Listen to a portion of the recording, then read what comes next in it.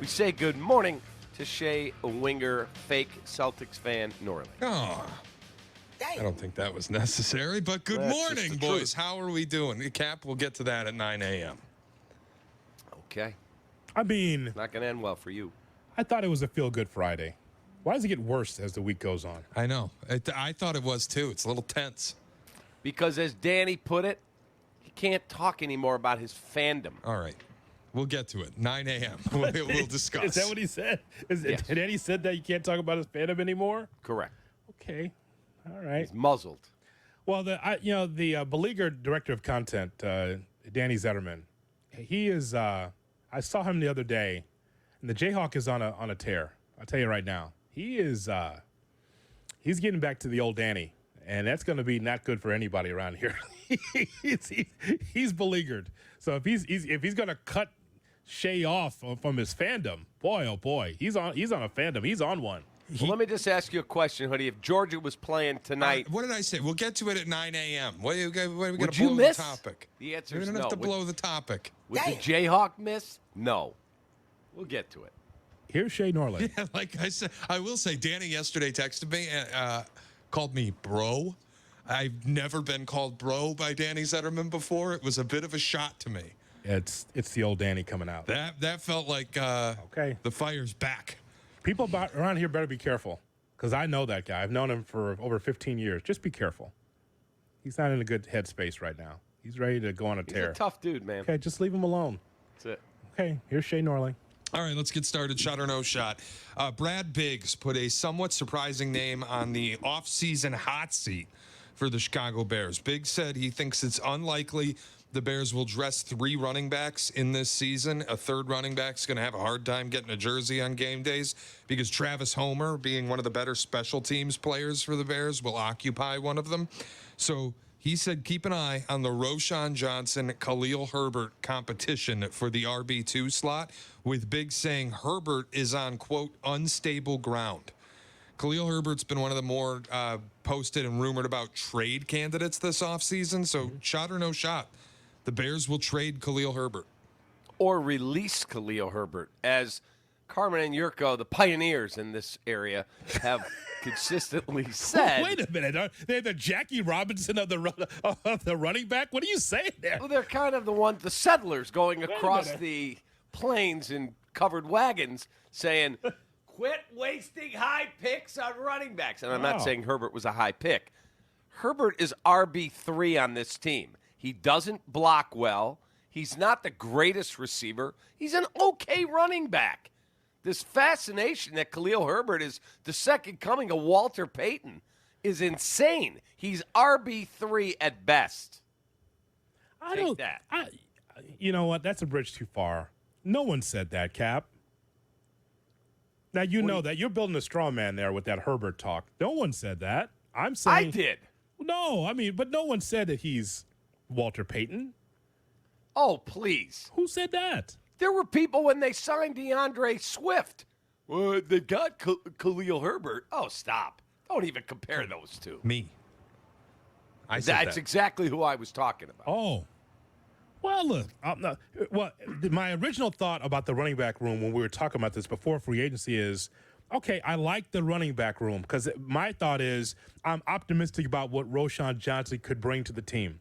If you went into camp with Roschon Johnson and Khalil Herbert, I'd have no problem with it. I thought they'd pick up a veteran. I didn't know it would be a frontline guy like DeAndre Swift. If I remember the conversation, you floated, hey, what if Saquon Barkley was a Bear? You remember this conversation, And the right? Bears did kick the tires. It just got too rich for their blood. Yeah, so it's not that I thought that Khalil Herbert was even on the same level as Neil Anderson or Raymond Harris. I just thought, okay, pretty good running back. Roschon Johnson's going to grow. They'll bring in a veteran, but I'm glad it's DeAndre Swift. Now Herbert is expendable? I don't know about that. RB3. Okay, so Roschon Johnson has leapfrogged him at the OTAs. Is that what's He's a happened? much better blocker, and they want somebody that can help protect the quarterback. What about Swift in that spot? Can he do that? No. Well, okay. He's going to carry the mail and catch the football. Okay. That means Herbert's expendable. Okay. The one concern I think I would have is DeAndre Swift is not exactly known for being an Iron Man. Yeah. Dating back to high school, the only healthy season he's played was last season. So I do have a little bit of concern with just cutting bait with one of your third running backs. Yeah, I disagree with it. Quite frankly, I don't think there's anything wrong with all three running backs to be on the roster. Because if you don't think much of Khalil Herbert, what do you think the league thinks of Khalil Herbert? So I think he should stay a Bear for me. He may, because I don't think anyone's knocking their door down going, we'll give you a draft pick for him. I think it's fine, Shea. I think there's nothing wrong with carrying all three. Yeah, I don't have an issue with it. And like to your point about what does the league think of Khalil Herbert? What does the league think of DeAndre Swift? Detroit was happy to get rid of him. Philly was happy to let him walk. Okay, hold on a second now, Shea. This DeAndre Swift slander has to stop. He played 13, 14, and 16 games, and in those 4 seasons in the National Football League, his average per carry, 4.6, 4.1, 5.5, 4.6. Pretty freaking good, kid. Yeah, he was fine when he was on the field, but he's had over 200 rush attempts once. Okay, it means he's fresh. No, it doesn't, because he's been hurt every stage of his career, going back to Georgia. Well, He's I been gave hurt. you the games played, 13, 14, and 16 in his 4 years in the NFL. Yeah, but he couldn't carry the ball. Like, he's never been a male-carrying running back. He's never been high volume, and he's got a ton of tread on the tires. I'm just a little concerned about him. That's all. You mean he doesn't have tread on his tires? No, I mean he does because of all the injuries. The tread now is bald. Right, yeah. Right? The tread now has turned into ball tires. And by the way, I saw him at Georgia. I understand. There's a lot of mileage on that body from college because we at Georgia exclusively ran the football a lot. And he was part of that. He's 25 years of age. 25. Let's go. And how about this, Shea, as we move forward? I'll just say this. You know what? No, not a guy that carries the mail time and time again. Maybe won't have to as much with this offense with the ball in the air. He was hoping.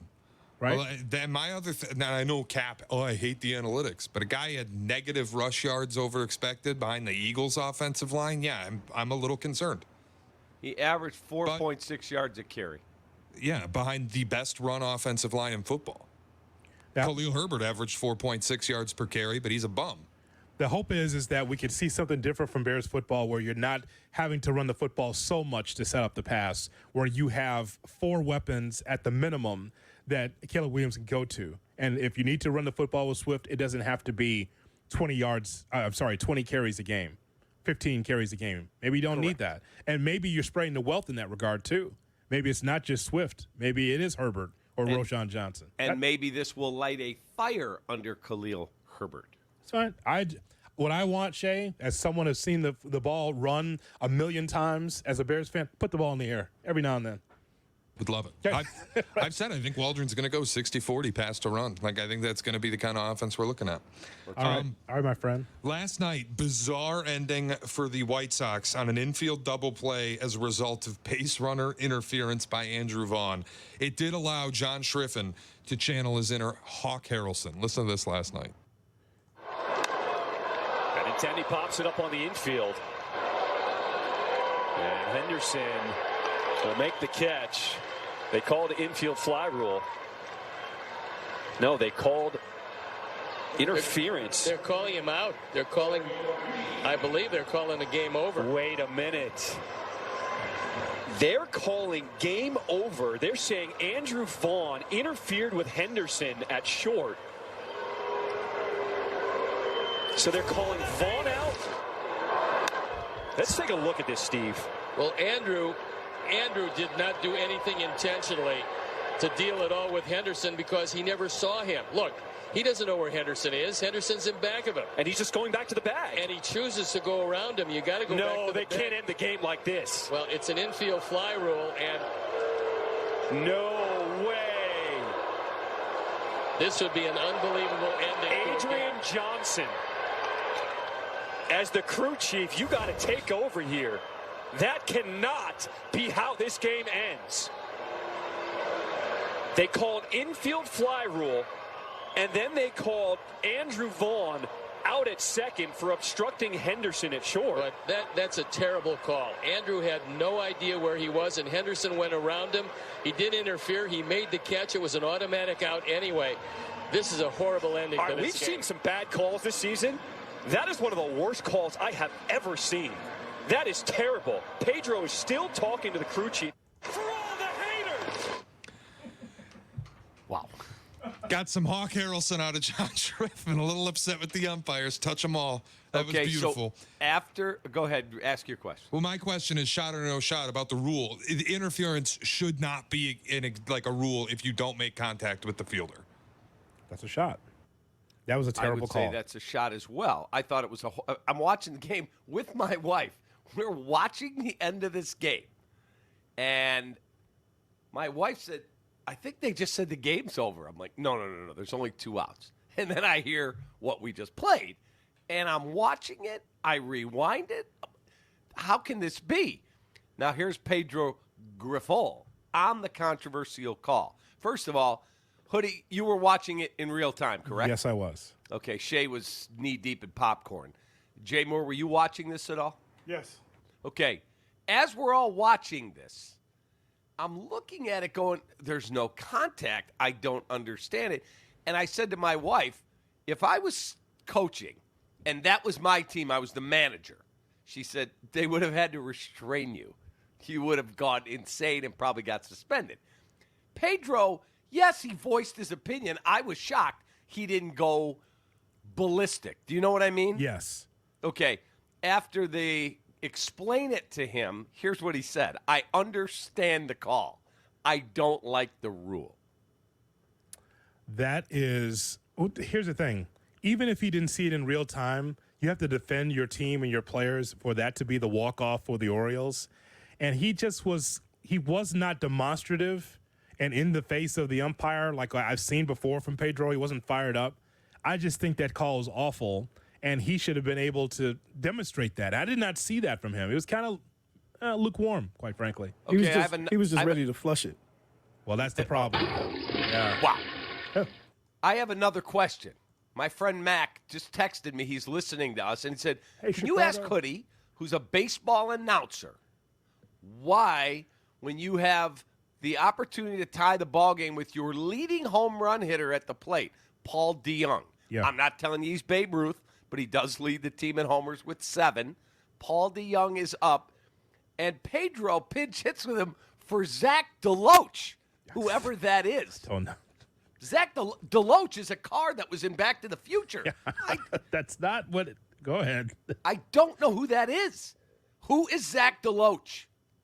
I don't know. I don't And know. he- I don't And know. it was a very feeble attempt at the plate. Yes. Zach DeLoach, he looks like he's 14. He's pictured on ESPN in a Mariners hat. I don't know Yes. who he is. It's just a stupid season, Cap. I don't know why that happened. You know, it's one of those things where it's like, well, we're 15 and 35. I'll try anything. I'll just try to push this button to see what happens. And usually it blows up in Pedro's face. No, that didn't make any sense. It was a feeble attempt at the plate, as just a strikeout. Good morning, good afternoon, good night to DeLorean. Wow. Horrendous. But that's my question. I don't know. Why in the heck are you pinch hitting for Paul DeYoung with Zach DeLoach? He does not have a hit in his career. I know that DeYoung had a tough night. That doesn't mean anything, though. I mean, most of the Sox have tough nights. I don't know why he pulled the trigger with him. Don't know. I just know that rule sucked, and it's not one of those things, well, they should put it in review. No, it's just that the umpire has to know the rule, Shea. That's the bottom line. No, Pedro's saying he got the rule right. Yeah. How can you possibly apply it on an infield fly? If the fielder doesn't move and the ball drops, it's an out. Yes. Yeah, but the runners can proceed at their own peril. That's the way the rule's written. Runners, the batter is automatically out. The runner moves at his own peril. So you've got to allow the guy to field the ball. I get that. He didn't make contact. He didn't block him. He didn't make sure. That's just a bad call. The first thing, if you watch the replay, I watched it 10 times. Yes. If you watch the replay, the first thing Andrew Vaughn does is what a normal human does. They look up. Yes. The ball's popped up. Whoa, where's that going? And then he kind of tippy-toes his way back to second. Yes. Just a horrible no contact. And the guy catches the ball. That was, again, it's not going to keep them from going to the playoffs. They're a bad baseball team. They're 15-36, mired in a little difficulty. I get it. That rule is horrific. Yes, just that call. With the infield fly rule, I understand because I've seen it 100 times. Not a million, 100 times. But the idea that Vaughn interfered in that spot, he did not. Not to say the Sox are going to win that game, but here's the thing. You don't want the umpires to beat you, too. Clearly, the game was over 3 hours, and the umpires wanted to get the Chicago cut. I think that's pretty clear. Hey, guys, our reservation's only got a 15-minute window. It's packed over there. Just end it. This game doesn't mean anything. It's the Sox. Just call anything. Infield That was fly bad. rule. Let's go. But the question that a Scott Merkin or somebody, a Chuck Garfien, should be asking today, a Ryan McGuffey, when they're over at guaranteed rate for Game 2 against the Orioles, Pedro, I know the controversy, because if I was there, I'd say, Pedro, I understand the controversy from last night. But could you please explain the thought process, the rationale that was going through your mind to ask Zach DeLoach to hit for your leading home run hitter who's got a chance to take the ball to the ballpark against a struggling bullpen last night and maybe give you a win or a tie? Go ahead. Give me 5 minutes on that, Pedro. Around the NFL's next on Cap and J Hood. You're listening to Cap and J